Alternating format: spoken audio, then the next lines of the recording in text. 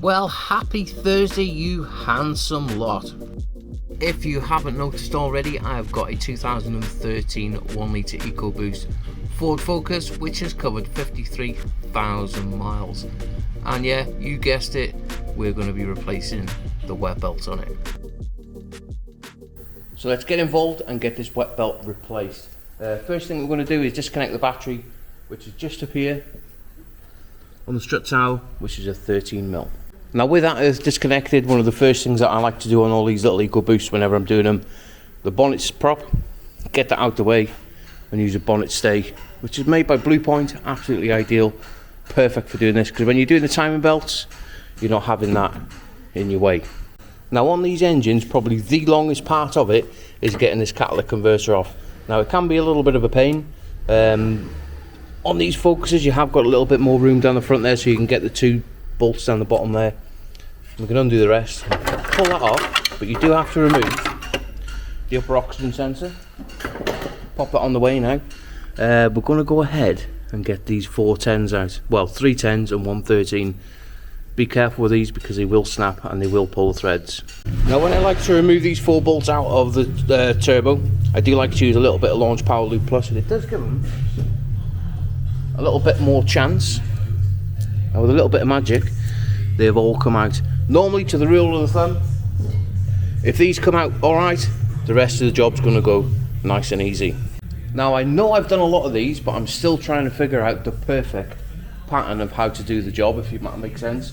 So even though we've undone the bolts on the turbo, I've taken all the intake pipe off the top here and down the side here, going down towards from the throttle body down to the intercooler. And I'm going to take the vehicle up now, and I can do pretty much a lot of things from underneath. I think before I take it up, what I'm going to do, we're trying to figure new ways out, or easier ways to do it. I've just pulled the header tank out of the way, and we've undone the 2 bolts holding the engine mount to the chassis, just so when I'm underneath, I can put my engine support. Saves taking the vehicle up and down, if that makes sense. Now as you can see, we've got this car fully raised. Now I have plodded on, I have stripped quite a few bits off, as you can see. We flip it around. Got the alternator off, the AUX belt idler, tensioner, and the AC pump as well. The customer did leave a little note in the car to say that there's no gas in it because it's got a leak. Perfect. Let's take the pump off and make as much room as possible. We've got the cat off. Lots of room now. Lots of room. Now on these Focuses, I know on the Fiestas that this bottom bolt seizes and causes all sorts of problems, but on the Focuses it doesn't. The simple reason being is because it's got an under tray. I've also gone ahead and got the engine supported with a Pickler engine support tool. That's absolutely game changer, that is. Saves so much faffing about. I can go ahead now and remove the dry shaft mount and the bracket. Well, it's the same thing in it, mount and bracket. And then we can get that start motor off. Well, I really don't know what happened here, but I left my camera in slow-mo. Something like, let's get the sump off and put in a time lapse.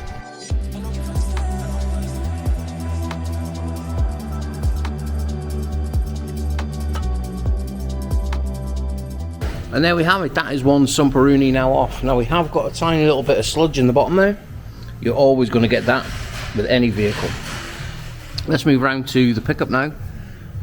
Now this car's only done 53,000 miles, and if we have a look, that pickup is absolutely spotless. Now he has told me as well that he has replaced this oil and filter himself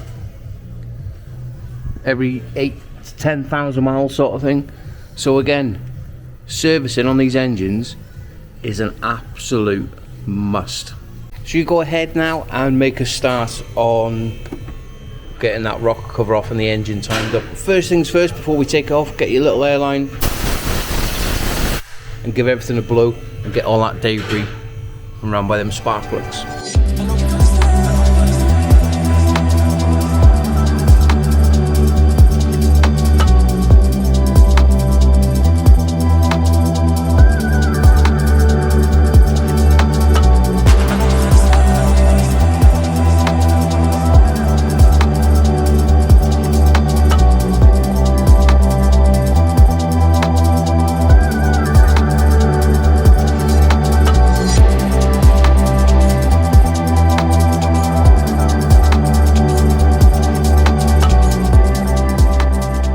as you've just seen, I have now got that rocker cover off, and we need to get this camshafts, well, these camshafts lined up. Now we're going to be using a laser tool,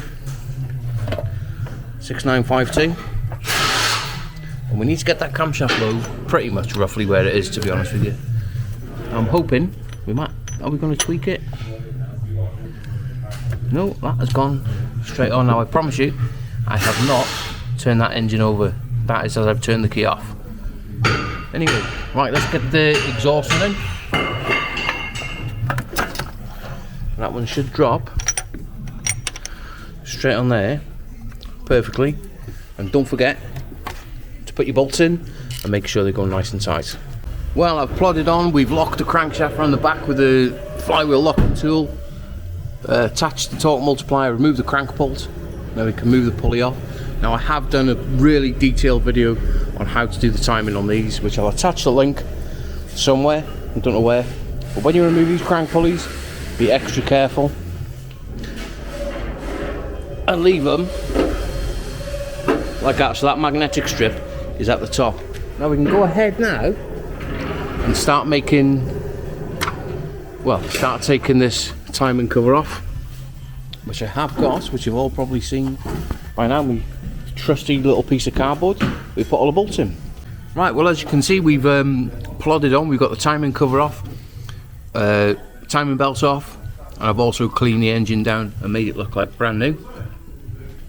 I've also removed the little filter for the turbo as well, which is behind the little 6mm bung, which goes right by there.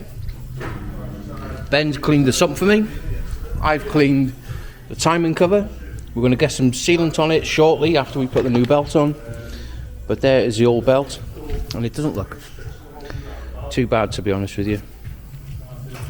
It's not bad. It's quite good condition. Right, let's get plodding on. As you can see, I've got the timing cover back on, and we're making quite a bit of progress. I've got the crankshaft pulley torqued up to spec now. Don't forget to put your friction washer on between the crank pulley and the crank itself, and also a new crankshaft oil seal. Don't forget to time the pulley up, because if it's not timed up, this engine ain't started. Right, it is now 1:10 I'm going to try and plod on and chuck all this car back together right sharpish, I think. Right, let's get plodding on. I think I'm going to try and set myself a little bit of a goal. Like I said, we are now at 1:10.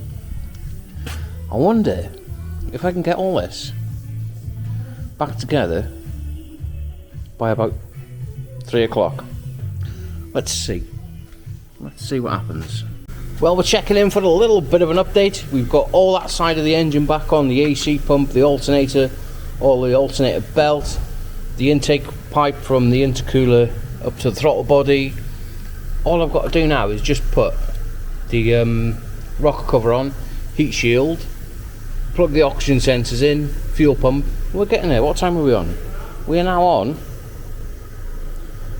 2:15. We're getting there. I think we're going to be on target.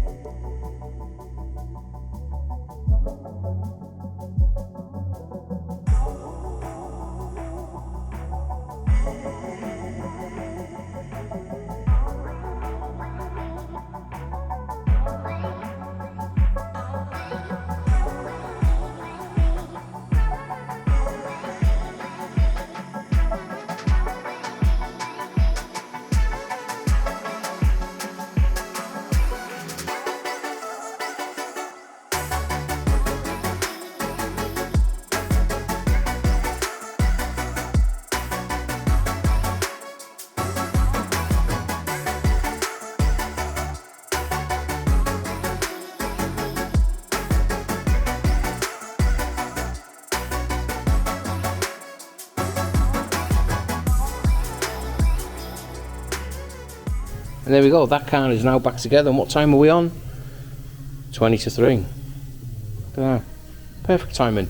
I've just got to now remove the vacuum pump and make sure that the little gauze on the bottom is nice and clean.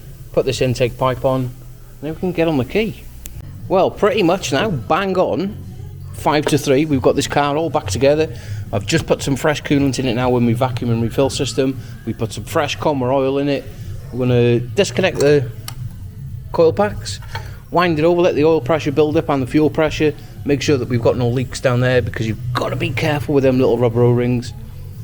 If we're all okay, we're going to connect them coil packs back up, give it a big start Rooney. Now after a few minutes I've wound it over, connected the coil packs back up, cleared any fault codes in the ECU. You're going to get that one, cold start fuel pressure, whenever you disconnect the coil packs and wind it over. But right, let's get on the key and give it a big start, see if she runs. Look at that, straight off the button. No warnings light as of yet, well there shouldn't be anyway, because we've done everything perfect. And there we have it, sports fans. This Ecoboost is now back up and running. While it's ticking over, we're going to be keeping an eye on some live data. Let me just flick the screen down. Temperature, we've got engine temperature. Let me get this screen right. Engine RPM, we've got the long term and the short term. When you're looking at your long term and short terms, you want anywhere between 10 and minus 10, anywhere in between, but these are normally happy around 0 to 3 to 4 maybe. But yeah, I'm going to let this tick over now, get up to temperature, make sure that the cooling fans are cutting in. I'll give everything a little bit of a cleaner Rooney, as it looks brand new. I've got the under trays to put back on. Once it's up to temperature, we're going to switch it off and leave it overnight. So anyway, I hope you've enjoyed the video. Please like and subscribe. Now, it's taken me a long time to be able to put these cars back together and take them apart. I've done so many of them now, it's like orchestrated. It's a little bit like Groundhog Day. Yeah, hope you've enjoyed, especially all the time lapse. I hope you've enjoyed the time lapses. Yeah, I'm going to see you all tomorrow at some point. I don't know what I've got in. I know I have got a couple of Astra J timing chains that are coming in. I've got another Fiesta over from Leeds, which is having a timing belt. Oh, it's non-stop. Anyway, let's get it sent.